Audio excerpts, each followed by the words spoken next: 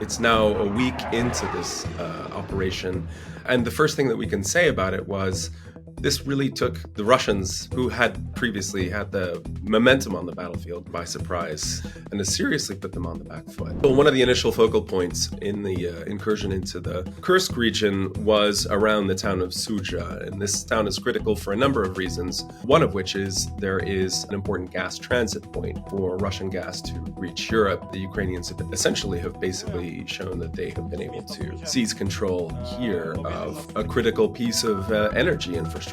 We have reports of Ukrainians reaching about 11 miles north of the town of Sudzha, where they appear to have control. But we also have Russian officials who are telling us that some 30 miles away, that they are also conducting evacuations south of that town. Russian President Vladimir Putin has said that it was the job now of Russia's border forces, of its military, to knock out and squeeze out Ukrainian forces from this territory. It would be hard to overstate how much this incursion by Ukraine sort of chips away at Russian President Vladimir Putin's aura of mastery and control, that he is the person who is ultimately responsible for, defending the nation, securing its borders. Well, it's going to force the Russians, and it has forced the Russians, to divert forces away from other sectors, possibly away from those parts of the front in the Donbass where they've committed forces to this sort of relentless offensive.